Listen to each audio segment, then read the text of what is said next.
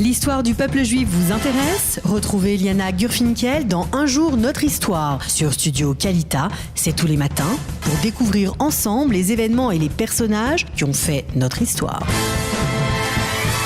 Eliana Bokertov. Bokertov Daniel. Alors, ce matin, vous avez décidé de nous parler d'un kibbutz très célèbre dans le nord d'Israël. Qui est vraiment à la frontière libanaise, dans un endroit stratégique. Le kibbutz de Hanita. Le kibbutz de Hanita qui a été... alors, on ne peut pas dire qu'il a été inauguré aujourd'hui, puisque son inauguration, vous allez le voir, a été faite de façon un petit peu différente, mais ce qu'on appelle en hébreu, ou ala karka, c'est-à-dire qu'il est monté sur la terre, ou plutôt que les premières fondations ont été jetées, mais je vais vous expliquer ça un petit peu plus. Alors d'abord, le kibbutz Hanita, d'où ça vient Hanita ? Il faut savoir que déjà dans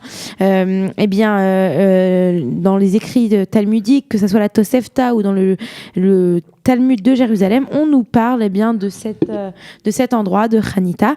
Alors on va continuer un petit peu. On est au moment des années de la grande révolte arabe, et selon le livre blanc, si vous vous souvenez bien de Daniel, le gouvernement britannique mandataire interdit tout simplement l'achat de terre par les Juifs dans certaines régions.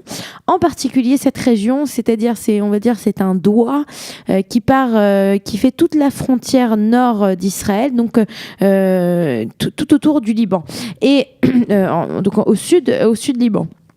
Et on a un homme qui s'appelle Eliezer Weinshel, qui est donc dans le Keren Kayemet l'Israël, le KKL, le Fonds national juif, et puis qui dit il faudrait quand même qu'on prenne le contrôle de cette région, ça aiderait beaucoup. Alors il va voir son ami qui est un juif italien qui s'appelle Yosef Sinagalia, ou plutôt Giuseppe Sinigalia. Voilà, et il va le voir et il lui dit Giuseppe, toi qui a un nom italien et qui a un passeport italien, ne pourrais-tu pas nous aider à acheter ce terrain ? Alors Giuseppe, il va bien entendu écouter son ami. Il faut aussi rappeler qu'à cette époque-là, l'agent juif ne voit pas l'intérêt d'acheter des terres dans cet endroit-là. Et pourquoi ? Tout simplement parce que c'est un terrain qui est rocailleux, qui est difficile à travailler. Donc on voit pas l'intérêt d'acheter des terres qui en quelque part ne pourront pas être aussi bien utilisées que dans d'autres régions d'Israël. Alors Giuseppe, il va voir, il se renseigne, et puis il va commencer à discuter avec des gens, et il trouve un guide arabe libanais qui va lui débrouiller ce terrain de 5000 dunams, de 5000 hectares, et bien entendu... Hectares. Pardon ? 500 hectares, 5000 dunams, 500 hectares. Et bien entendu, la famille libanaise qui vend le terrain, elle est persuadée qu'ils l'ont vendu à un catholique, à Giuseppe Sinagalia, et que celui-ci va construire un monastère. Surprise, ce n'est pas le cas. Et donc ça, c'était en décembre 1937 que donc ce terrain est acheté.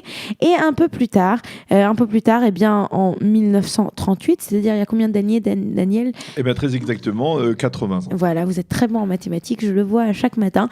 Voilà. Il y a donc 80 ans, à la date d'aujourd'hui, c'est-à-dire le 21 mars 1938, on a l'opération Choma Umigdal. Alors, Choma Umigdal, voilà, on y est arrivé. Choma Umigdal, donc barrière et tour, qu'est-ce que c'est que cette histoire ? Les gens, à cette époque-là, chez les Britanniques, pour pouvoir définir une localité juive, il fallait que cette localité ait une barrière et une tour.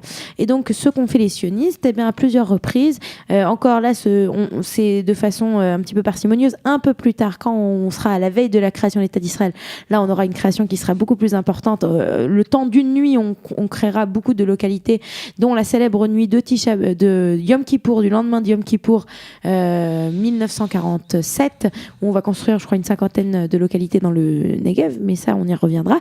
Et donc, on va créer cette localité en arrivant un jour, et en quelques heures, on va donc créer ces barrières et cette tour, et c'est ainsi que le Yishuv de Hanita sera créé.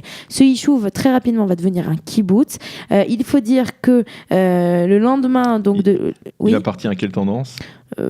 Si c'est kibbutz, c'est plutôt je sais pas. Ça, vous savez, vous? Non, je sais pas exactement, mais en tout cas, Ça vous travaille. mais c'était un des kibbutz ou de la Chomère, enfin c'est un kibbutz qui revendiquait très fièrement son ultra laïcité. Je vous dirai pourquoi plus tard. Alors attendez, je termine donc pour raconter que on a eu une centaine de personnes qui se sont installées donc à Hanita le jour J.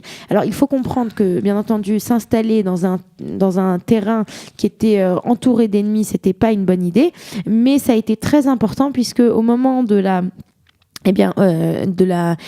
carte du vote à l'ONU pour la séparation entre un État juif et un État arabe, Hanita, ça faisait partie de cette bande de terrain qui était censée être donnée à l'État arabe. Et en 1948, au moment juste de l'indépendance, très rapidement, on a une compagnie militaire qui a fait le lien entre Hanita et le reste de la Galilée. Et c'est ainsi que Hanita aujourd'hui, bien entendu, fait partie de l'État d'Israël. Alors c'est quoi ce que vous vouliez raconter, Daniel? Bien joué. Raconter, puisque vous disiez qu'à l'origine ça devait être un monastère qui devait être installé. Exactement. Alors je cite souvent une histoire que m'a raconté le grand rabbin d'Israël, l'ancien grand rabbin d'Israël, le Rav Shlomo Amar, qui était dans sa jeunesse, le premier poste qu'il a eu alors qu'il avait à peine 20 ans, c'était rabbin de la localité de Shlomi. La localité de Shlomi, c'est une localité qui était mitoyenne avec le kibbutz de Hanita, le long de la frontière israélo-libanaise.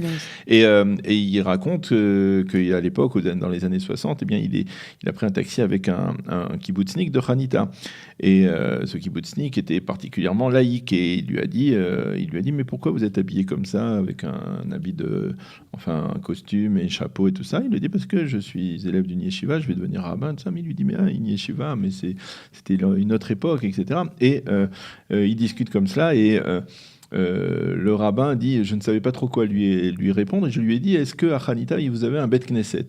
Et il a dit vous n'y rêvez pas, hein, pas du tout, pas de Bet Knesset pour nous, c'est dépassé, c'est d'une autre époque. Et il lui a dit, le grand rabbin Amar lui a dit je vous promets que dans 30 ans il y aura un Bet Knesset à Hanita.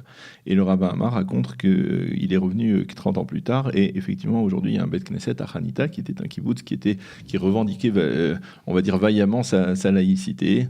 Ce kibbutz de Hanita qui est aussi, il faut le souligner, le kibbutz dans lequel vivait David Katarivas, qui était un grand journaliste franco-israélien qui vivait dans le nord du pays, donc à Hanita.